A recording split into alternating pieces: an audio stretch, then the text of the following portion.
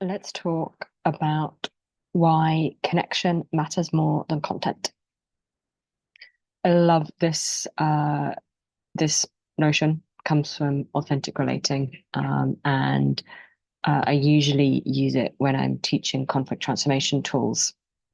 That and the reason I think the authentic relating tools work so well is because they prioritize the connection and the relationship over who's right, who's wrong, in that moment.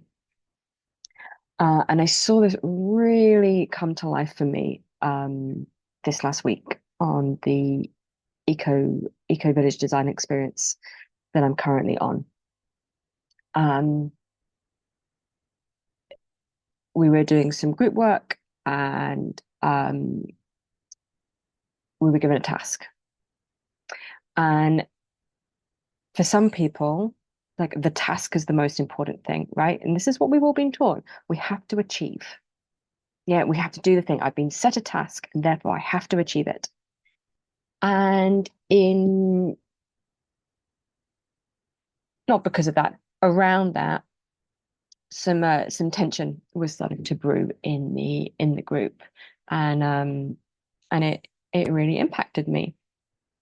And because I do this a lot now, I felt really comfortable like voicing that into the group, and we stopped. We stopped the forward action, kind of the task-oriented focus, and we stopped to be with what was here.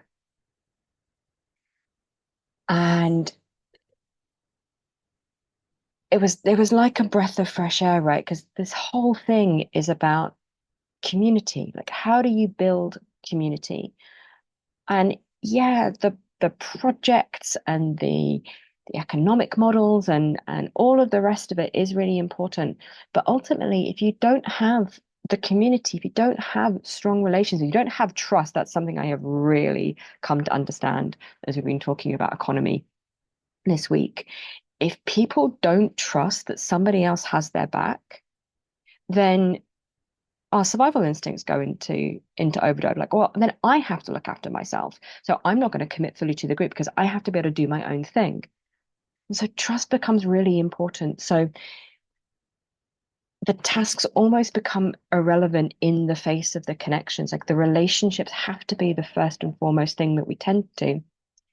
And I think this is a it's part of where I think our way of living has gone off track. We were talking about Adam Smith this week, and I listened to a brilliant podcast, and I will dig out the name of the economist. She wrote a book called Who Cooked Adam Smith's Dinner? And Adam Smith, when he wrote The Wealth of Nations, uses where does your dinner come from as a way of understanding how economic actors cooperate for their own self-interest. So he says, the baker, the butcher, like they're not providing you food because they care about you. They're doing it out of self-interest because you pay them, and that means they can go and do things. The crucial thing that this economist points out, and lots of feminist economists point out when it comes to Adam Smith's thinking, was that he totally forgot who was providing his dinner, which was his mother. Adam Smith had a very close relationship with his mother. He lived with her, and she supported him whilst he wrote The Wealth of Nations. And that oversight, that leaving his mother out of the story, and I'm now annoyed at myself because I can't remember what his mother's name was. But again, like it shows like the sort of the tangential role that women have, that women's stories have um, in our history. Because he leaves her out, like there's one of the reasons why the whole caring economy has not been considered in our economic model. Focus on the task, not the relationships. And so I think if we can really start to kind of build like connection back in first and foremost, that like this is the thing that matters most. It doesn't matter what we achieve. We haven't taken people with us. If the relationships aren't working, if there isn't trust, none of the rest of it matters. And yeah, so I'm kind of holding it for myself today of both the this like meta level, like how does this impact, how would this change of focus impact our systems? If we focused on tending to relationality, if we tended to connection and trust in people first, what would that mean? But also then in like my interactions, I've definitely got some strong like task focused patterns in me with my background. And it was interesting, like my group asked me to facilitate for them as we were going through this group design process last week. And to keep coming back to that, like it doesn't matter where we get to. What matters is we go together and that we feel connected, that we're having fun, that we're like the whole point of these tasks on Friday was to support our learning, right? Wasn't there was no grade at the end of it, and even like the contributions we were making back, like it's not as important as our learning. So getting really clear on what's actually important here, to learn, to have fun, to build community together. It's way more important than like whatever we present at 4 o'clock. But what I really loved about that was that this focus on process, this focus on being together, being in the connection, being in the process together, meant we got so much done.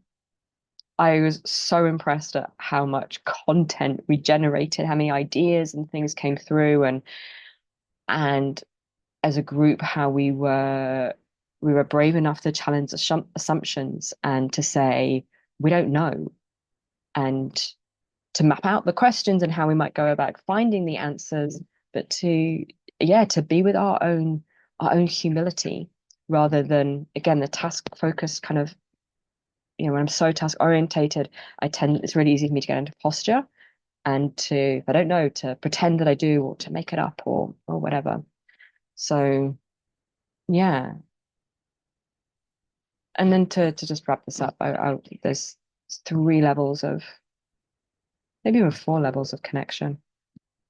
In Balinese culture, it's 3: connection to people, connection to nature, connection to the divine. Um, I want to break connection to people down into 2. So there's my connection to myself. Like, can I stay in touch with my own embodied experience? And for me, that's the basis of then of the others. And yeah, how am I connecting to other people? How do I feel connected to the more than human world around me? How do I feel connected to the divine, however you want to define that for yourself, whether that's a god, a spiritual belief system, source, the universe, um, a sense of aliveness, serendipity, inspiration. Yeah. So the question I have for you is, what might it be like if you tended to connection first rather than focused on output and achievement? What would shift? If you're open to sharing, I'd really love to hear in the comments. Please do share with me like what comes up for you, and yeah, I'll see you next time.